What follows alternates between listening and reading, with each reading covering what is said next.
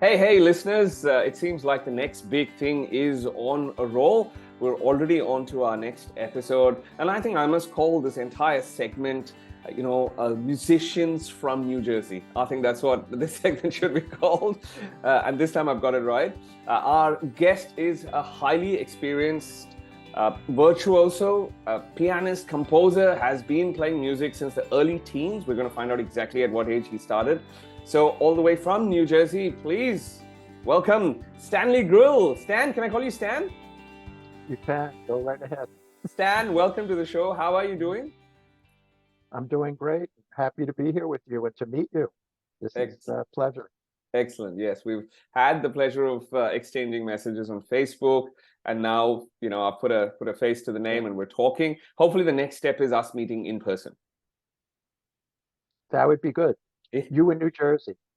Yes. I missed you on my one visit to Melbourne. Oh yes. When was that? Oh, it goes back to 2016 or 2015, perhaps. Wow. I was all over Australia. And Melbourne was one of the stops. A lovely town. Fantastic. Was it pleasure? Was it work? What brought you? It was work, and non-musical work too. Right. Okay.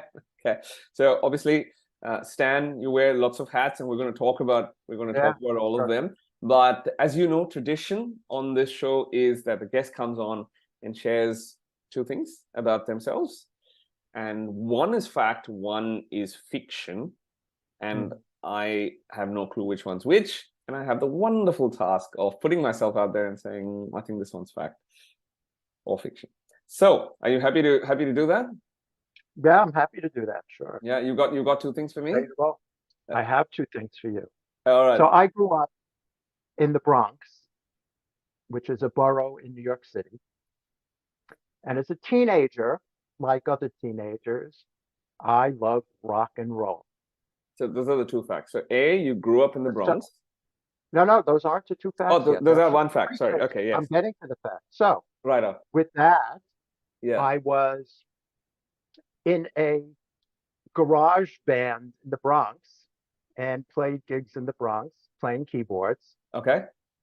And that's fact number one.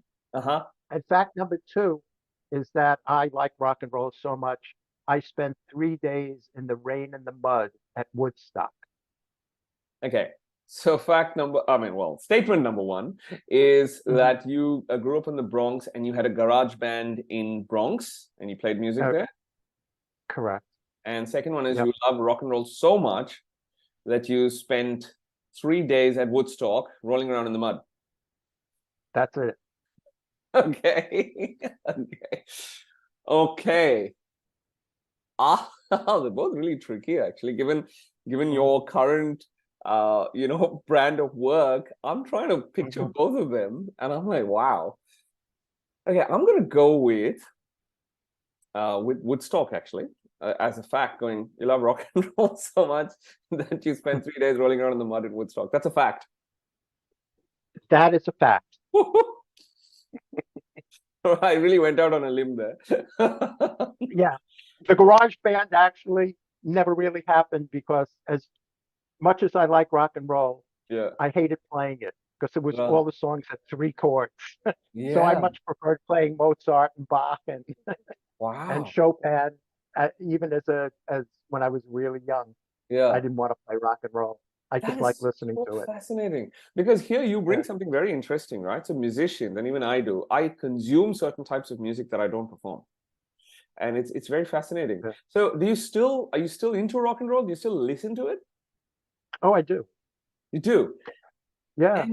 And surely there are some influences that peep into your compositions? Or do you just draw, like, say, no? I wouldn't. No, not really. It doesn't really influence my writing, which is very classical and uses, classical technique that's gone back thousands of years. Right. But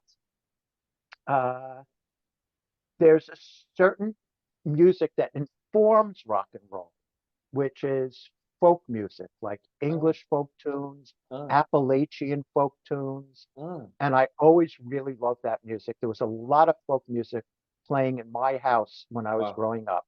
Wow. And those kind of melodies and their modal harmonies influence a lot of what I write. I like that very much. That is so fascinating. I mean, I get to learn so much through these conversations.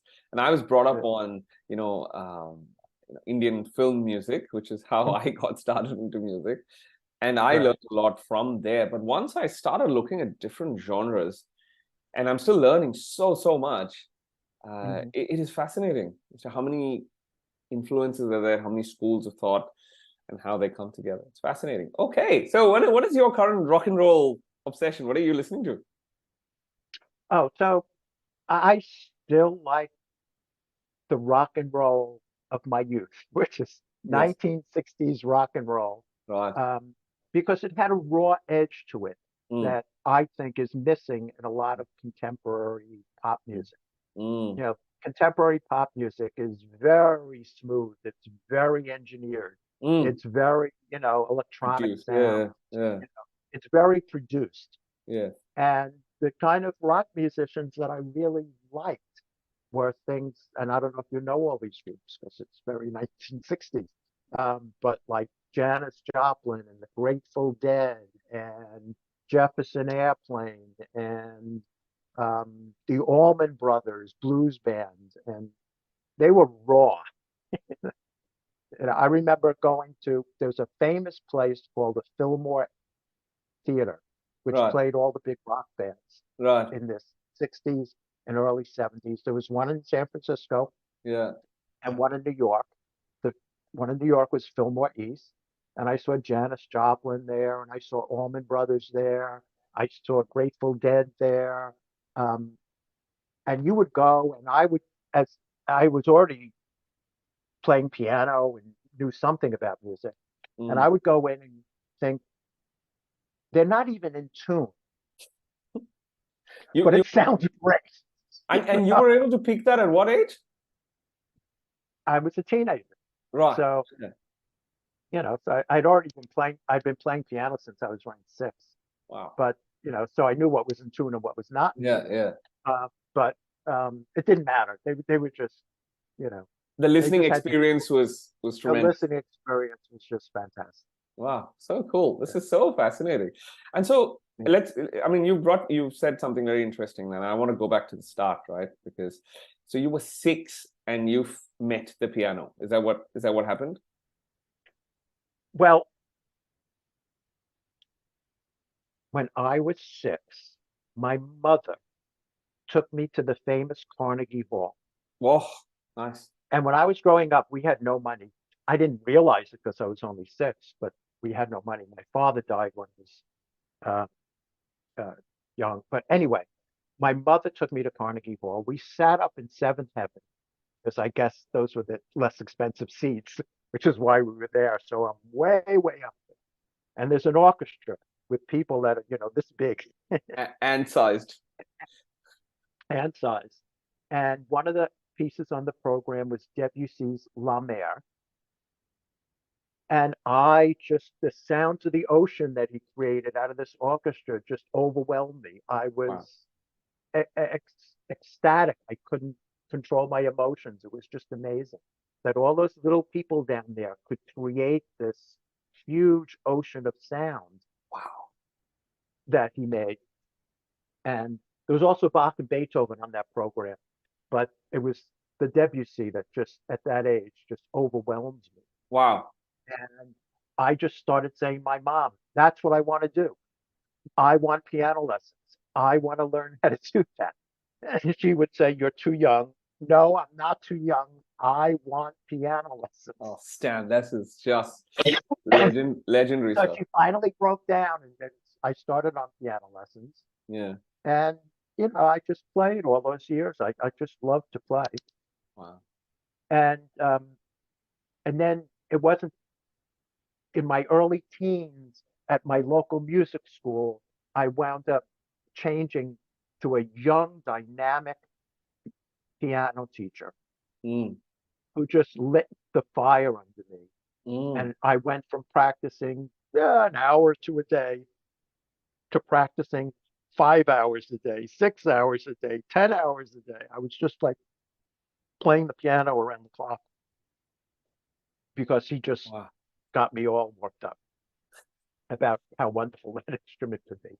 And so I started playing, and I was in high school then. And instead of going to classes, I would cut classes and go to the piano practice room that was in the school, play more piano while I was in school, and just playing all the time. And then when it came time to go to college, to the despair of my mother, I said, I'm only applying one place. I'm going to audition for the Manhattan School of Music. If I don't get in, I'll just practice more piano and try again in 6 months. And she was going nuts because she wanted me to be sensible and, have a backup plan. But I wasn't sensible. And I just kept playing and playing. And I got in, fortunately, so that was good. And so then there was no backup plan? You never had one? There was no backup plan. That was it. I was going to Manhattan, and it was a wonderful place for me. I just loved it. And I started out as majoring in piano. But it took me a little while to suddenly realize how much there was to learn about music and how little I knew. I thought I knew, but I didn't know.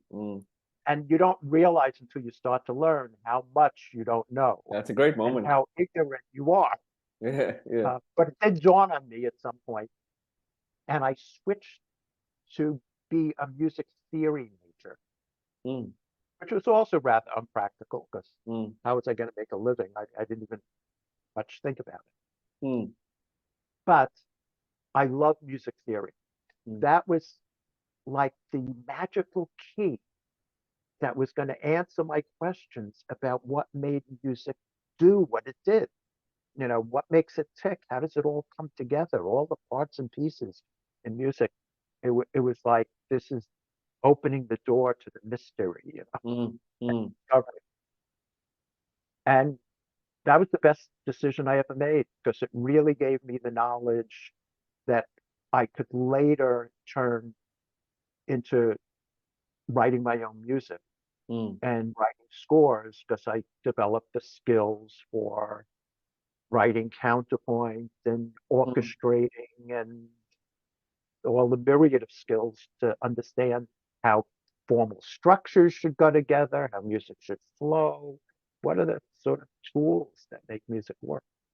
Fantastic. So that was my little music history lesson from, a tiny toddler at Carnegie Hall to, to Manhattan. I'm amazed by this tiny toddler's clarity, because that's rare. To have that much clarity and be so resolute in your, at 6 we ask our parents saying, I want that toy.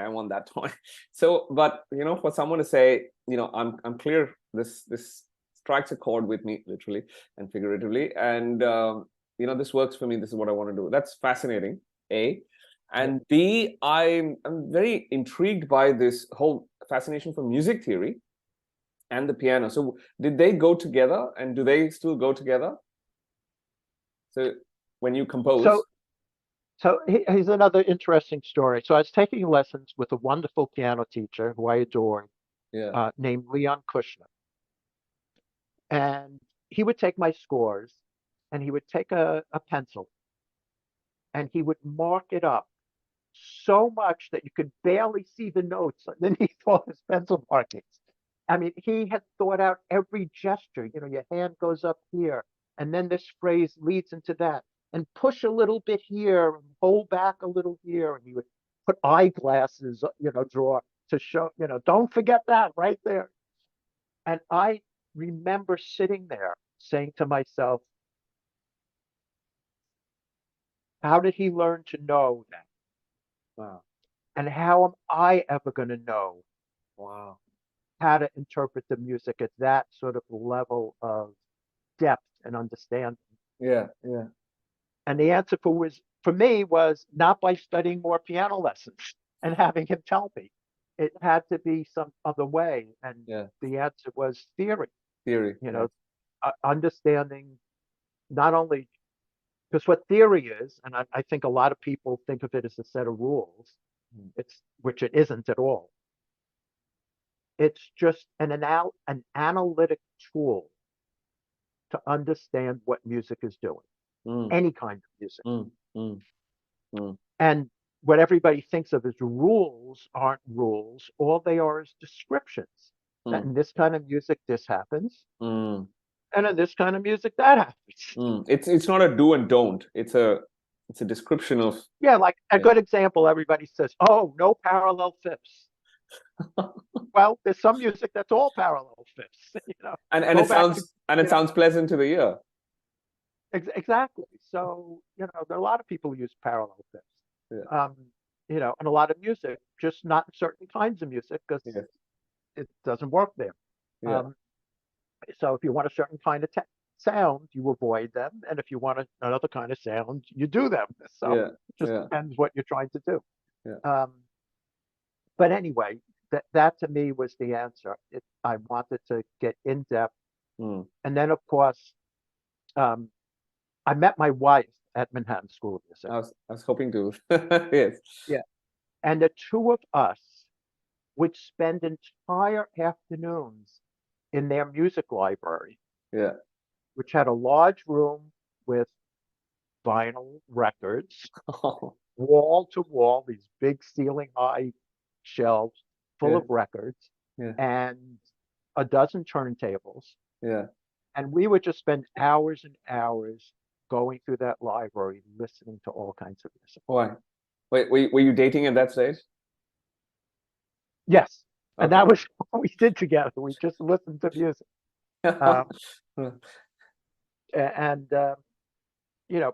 And that's one way to learn, just is by listening to so much music, and then with an analytic ear, just to say, that's interesting. And boy, that closing section that Beethoven wrote in that piece is awful because he just goes on and on, going 5-1, 5-1, 5-1.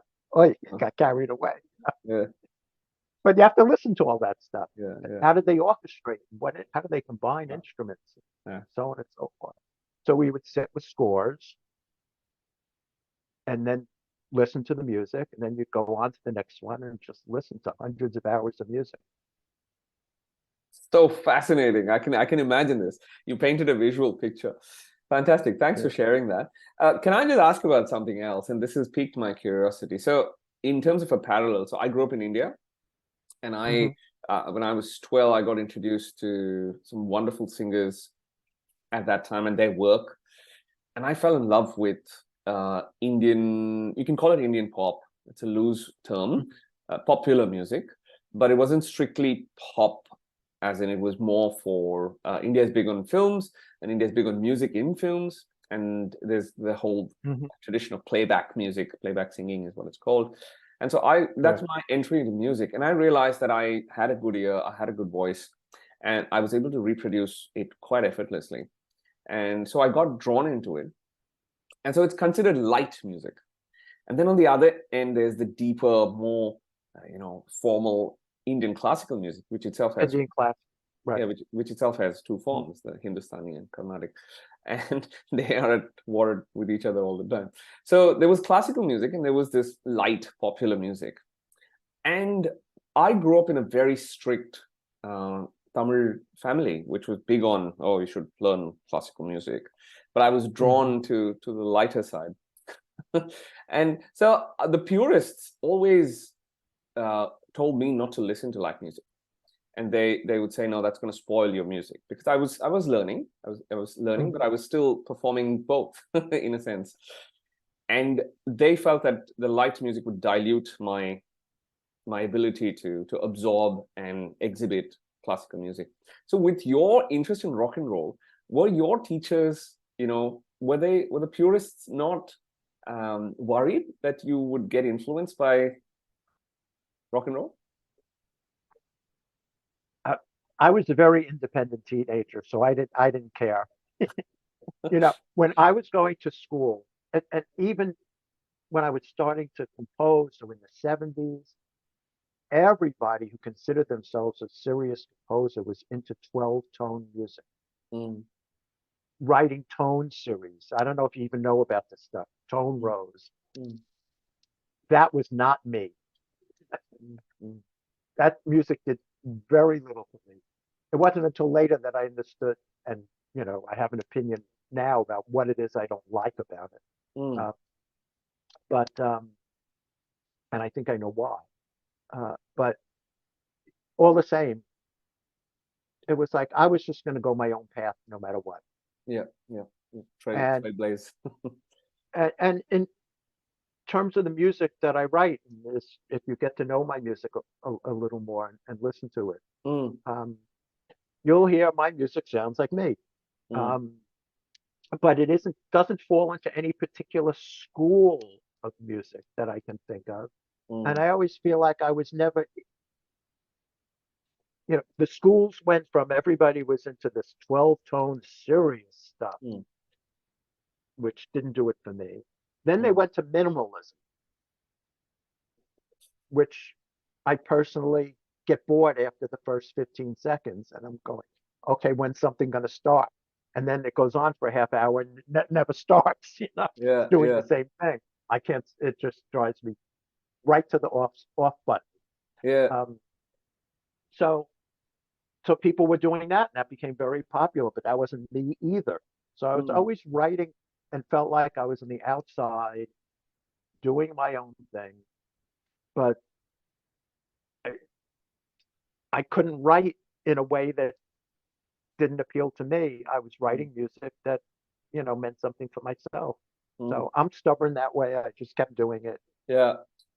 I can see that's a common thread. I mean, I wouldn't call it stubborn. I think it's focused, and I think it's determined. And just to spin it positively, you frame it, and it is so inspiring because we start off somewhere and then we get pulled in multiple directions, and our focus just comes off. And I don't see that happening. That has been the hallmark of your career. So I'm very inspired to hear that. It inspires me to keep at it. So, okay, good. Fantastic. Can we, let's talk about your latest project, okay, which is something I have, that's my introduction to your music. That's how I'm coming to get to know you and your music. And I still haven't finished listening to the entire album. I'm about 6 tracks in, and they've all swept me away. They're very evocative. And for me, music is emotion. Like if someone can reach out and touch my heart and make me feel something, then they're onto something. And so tell us about this project. It's called The Bridge. And why is it called The Bridge? What is it bridging? Oh, okay. So you opened the door. It's sort of a long story. Okay. It was an American poet whose name is Hart Crane. And in fact, hold on, it's almost within reach here. Yeah. Go for it. Because I'm in my library. Yes. So here it is. Because it's not far from me. That's it. Oh my God. It's called Hart Crane The Bridge. Yes, okay. So Hart Crane was born in the late 1800s, lived into the into 1930 something. He was born in Ohio to a dysfunctional family with a father who was a strict businessman. Okay. Who had this son who was a poet. And so he didn't really appreciate his son's talents at all. No. And on top of it, his son was homosexual, which made it even worse. In the 1800s, gosh. Yeah. Right. So, but anyway, he fled his family. He came to New York. Yeah. And he took an apartment in Brooklyn, overlooking the Brooklyn Bridge. So that's the bridge of the title. It's the Brooklyn Bridge, which is an amazing piece of architecture. In its time when it was built, it was an engineering wonder of the world. And he was staring at it. And by sheer coincidence, the apartment he took was the same apartment that the engineer who oversaw the construction of the bridge lived in while the bridge was being built. Oh. And he got the bends. You know what the bends are? No. When a diver goes deep underwater, right? If they come up too quickly, the compressed nitrogen in your blood will bubble out, and you get this extraordinary pain which can be severe enough to kill you. Oof. So that's why divers have to come up very slowly in stages from deep water, because they're under this intense pressure. When they come to lower pressure, you can die. Wow. People didn't understand that then. So they were under this pressure underneath at the bottom of as they were building the caissons of the bridge. Yeah. All these workers were getting the bends. So did he. He was injured badly enough that he couldn't do it in person. So he took this apartment, had a telescope, watched the work from his apartment, and sent messengers to tell people what to do. So it's just an amazing story. Wow. But Hart Crane lived in that same apartment by coincidence. At that time? Staring at it long after the construction of the bridge. Of course, yes. But this was 1920s. So he happened by coincidence to be in that apartment overlooking the bridge. And he wrote this. He wanted to write the greatest American poem after Walt Whitman. And after T.S. Eliot. Yeah. You know, T.S. Eliot wrote The Wasteland. Walt Whitman wrote Leaves of Grass. He wanted to write the next great American poem. Right. And he was staring at the bridge, you know. And he used the bridge as a metaphor for connection. Connection of past to present from the history of America. The connection between all the different peoples who make up America. It just became this huge metaphor of connection. Wow. So the book has 15 separate poems in it. Yeah. Some are about the bridge itself, but it's really about the history of America. It's about how European culture came in and trounced and killed the Indian culture that was already here, the American Indian culture. Yeah.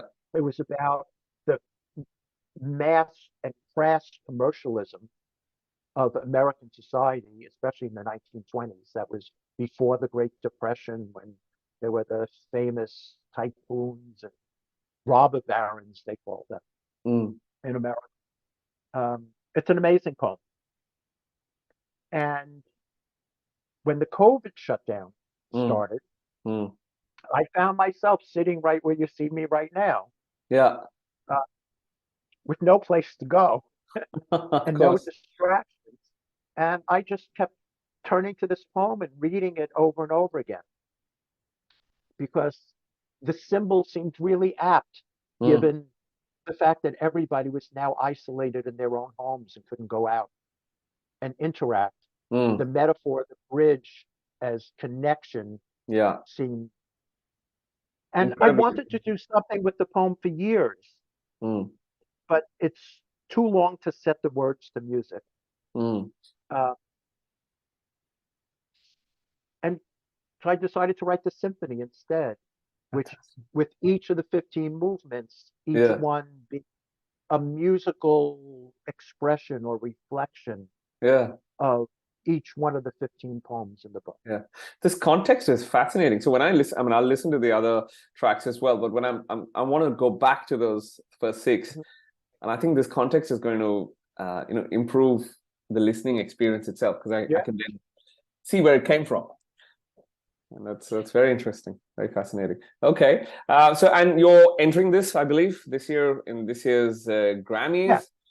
And I'm terribly excited. Ever since the news came in from the Recording Academy that I was a Grammy voting member, I've been fairly excited, and my wife is every day she hears some updates about it. So I'm excited to meet all these people, to be part of this family, and it's been very warm. So what has your experience been like? I believe you've been with a member of the Recording Academy for about 4 years. What is that entire process like? What's that experience been like, and what are you expecting from the bridge?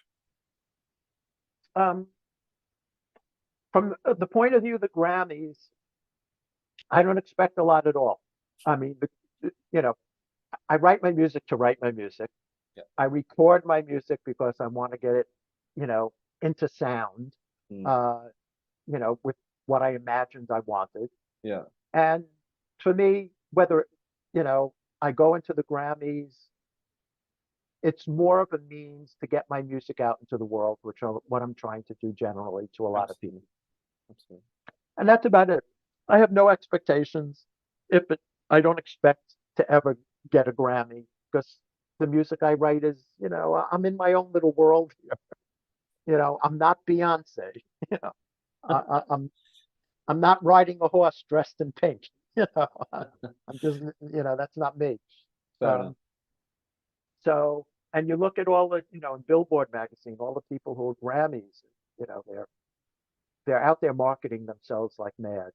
And I do that to some extent on social media, but really just with the end of, if people listen to my music and enjoy it, great. Yeah. If they don't, that's fine too. It's not everybody's cup of tea. Yeah. So that's what the Grammy is for me. Sure. And then once a year during Grammy season, I really do buckle down and listen almost nonstop for about the 2 weeks to as much music as I can hear. Absolutely. So I take the voting very seriously. Yeah. And I vote for music that I think is worthwhile. Yeah. But again, my tastes are not, the usual. So a lot of who I vote for, and the reason I vote for them, they don't win either. So I'm looking for things that stick out to me as they really have heart. Yeah. And they're really a little unusual. And they're off the beaten path. And they have something new that's really just them to say. Yeah. And doesn't sound like everybody else. Yeah. So, and I usually just listen to the classical because there's a limit on what you can do, and classical is my thing. So I go through all the classical categories. And quite frankly, I can't listen to all of it. But when I see, okay, here's another person doing Beethoven sonatas, I just roll right past those. I'm not interested in somebody else playing the Beethoven sonatas. Yeah. They've been played 1 billion times already. Yeah. And, is somebody going to do something so unique to make that as I just don't. I don't even want to hear it anymore. But on the other hand, I listen to a lot of contemporary music and a lot of what people are doing today. And there are so many fine composers out there doing really writing great music. Really great stuff. No. So I get to, I get to hear new people. Yeah. I reach out to them through social media just to say, I just heard your stuff. It's fabulous. Yeah. You just got a new fan. Yeah, and I must confess, I'm enjoying sending and getting those kind of messages because it's introducing me to new music, to new musicians, and it's just fascinating. I was telling my wife early this morning that, regardless of all this Grammy stuff and all that excitement, I'm just so happy meeting new musicians and learning new things. It is incredible. So no, kudos on that. And I really hope the Bridge reaches a lot of people, regardless of awards and acclaim. I really hope it reaches more people because it reached out to me, and I'm still experiencing it. So I'm better off for listening to it. So thank you for sending me the link. I really appreciate that. Okay, now on your website, right, it says that you're inspired by two forms of music, or two styles of music, or two causes, right? Two main themes, rather. Themes is the right word. One is the physical world, or the nature of the physical world, and the other is world peace and harmony, to promote world peace. So are they? Do you see them as mutually exclusive? And where does the Bridge fit in with these kind of main themes? So, where to start with that question? It's the basic question. Why write music? Sure. So some people write music, it's their living. If they can make, money from it. That's why they're writing music. Yeah. But to me, writing music just to entertain wouldn't be meaningful for me. Wow. Nice. I want to write music to try to change hearts and minds, to introduce something into the world that's beautiful. So, again, when I was little, there wasn't a lot of classical music in my household, but my mother did own Bach's B minor Mass. And I remember as a, neurotic teenager, what teenagers aren't neurotic, with all angst and everything else. Yes. Lying at night when everybody else was asleep on the living room floor, staring at the ceiling with Bach's B minor Mass on. Yeah. Low enough so as not to disturb the rest of my family. Wow. And just feeling like carried away into the sense of the great universe and peace. And to me, that made music worthwhile. I wanted to write music, not that I would ever be Bach, but that gave back what I felt he gave me from centuries ago. Yeah. Wow. He wrote music that wound up being recorded and on the turntable in my house in the Bronx for some poor, angry teenager to find some peace. And to me, that's why I write music. So my music is often connected with sort of the great art of the world or some connection with the world. Yeah. Yeah. And the bridge fits in with that because that poem is, to me, one of the great works of literature that the world has produced. So I haven't encountered that one, and I will, because I have a lot of passion for literature and spoken word poetry. So I write poetry and I perform poetry. So I can imagine, Stan, that, the bridge, 200 years later, it's probably going to provide peace to some angst-ridden teenager. Maybe. That would be good. That's the power of music, isn't it? It outlasts us. And so I'm a big fan of that. So hopefully that happens. Okay, fantastic. I've enjoyed speaking with you. And unfortunately, we'll have to bring the podcast to its very last question. And just in the interest of sort of keeping them to a certain length. We've talked about your entire journey, and there's so many lessons, and I personally have, noted down a couple of them, which are really strong. But what is your opinion on this question? What is a must-have or a non-negotiable for someone to be the next big thing? So the show is called The Next Big Thing, and we would love to know from your perspective, one must-have quality, one non-negotiable to be the next big thing. What, according to you, is that? Genuineness. Okay. Yep. I think that really works, because I think when an artist is genuine, it shows in their work. If they're doing the right thing, if they're just extending their, genuine personality through music, then I think it really goes and connects with people. Authenticity, genuineness. Yeah. Is that what you would? Yeah, exactly. Yeah. Cool. No, that's fantastic. I've had a lot of wonderful teachers in my life, and they've taught me similar things to be true to myself.